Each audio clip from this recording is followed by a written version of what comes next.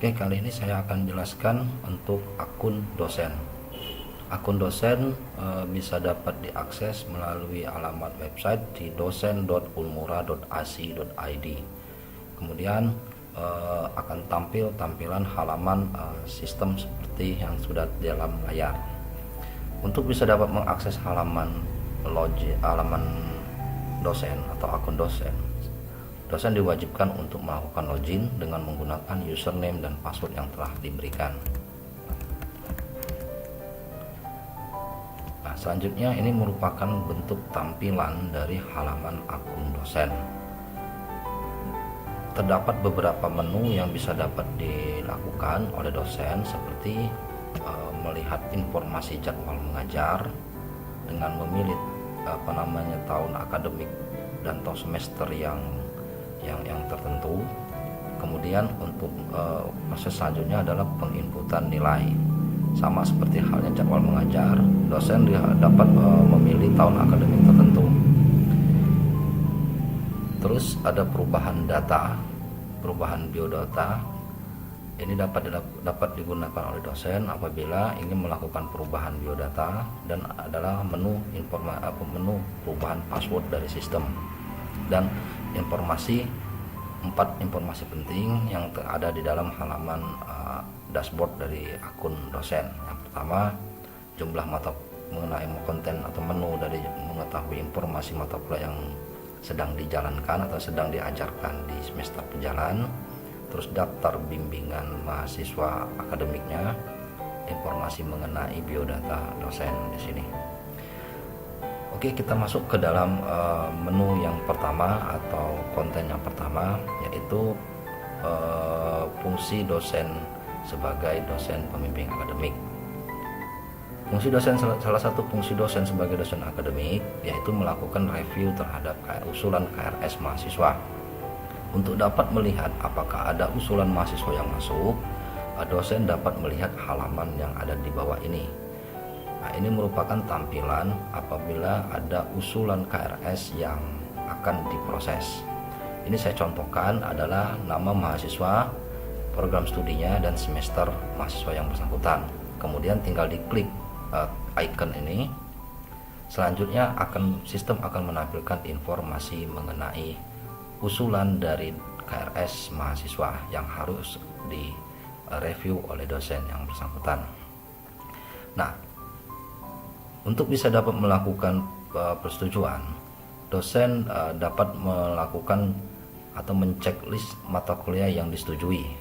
Contohnya misalkan datang mata kuliah tertentu, ini kita bisa lakukan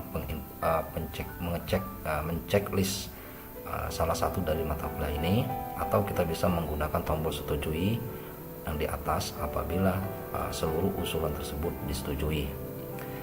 Nah, selanjutnya dosen dapat memberikan catatan kepada mahasiswa apabila ada catatan yang harus diberikan kepada mahasiswa, misalnya untuk menambahkan mata kuliah tertentu, atau untuk melakukan menghapus mata kuliah tertentu, atau untuk melakukan perubahan struktur KRS yang sudah ditentukan oleh mahasiswa.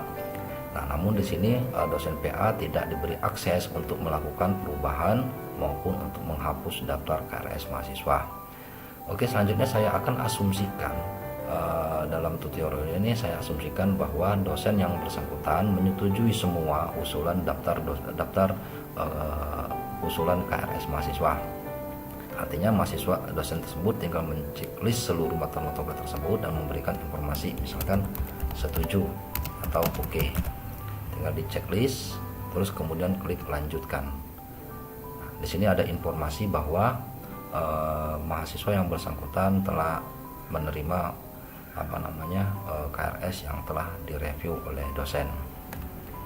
Nah, apabila daftar mata kuliahnya itu telah disetujui, maka daftar KRS yang perlu dikoreksi itu akan hilang. Arti itu menandakan bahwa itu sudah diproses oleh dosen yang bersangkutan. Namun apabila dalam kasus tertentu tadi terdapat mata kuliah yang harus direview atau harus dilakukan perubahan, maka dosen dapat memberikan catatan yang ada di dalam menu KRS, yang pada menu koreksi KRS ini. Oke, selanjutnya adalah menu mengajar. Di sini ada informasi mengenai menu daftar mata kuliah yang diajarkan. Dalam contoh kasus ini misalnya Pak dosen tertentu nanti akan tampil. Nah, seperti ini contohnya, ini tampilan apabila ada daftar mata kuliah yang diajarkan. Ini contoh misalkan dosen akun ini mengajar pada tahun akademik 2021 semester genap dengan daftar mata kuliah yang ada di sini. Nah, ini adalah jumlah mahasiswa yang telah atau yang diajarkan oleh dosen tersebut. Kemudian sama seperti halnya nilai, dosen tinggal memilih tinggal memilih tahun akademik yang akan ditentukan nilainya. Namun dalam sistem ini sudah mendetek di awal tahun ajaran yang sedang berjalan. Namun kalau misalkan ada yang harus dilakukan untuk melihat informasi yang sebelumnya, dapat juga dilakukan dengan memilih tahun akademik ini, kemudian tinggal diklik view nilai. Artinya ini ada daftar nilai yang sudah diberikan per kelas dosen tadi pada ini untuk penginputan nilai. Berikutnya adalah perubahan data dan perubahan password. Oke, saya rasa mungkin itu yang bisa dapat saya jelaskan untuk tutorial akun dosen.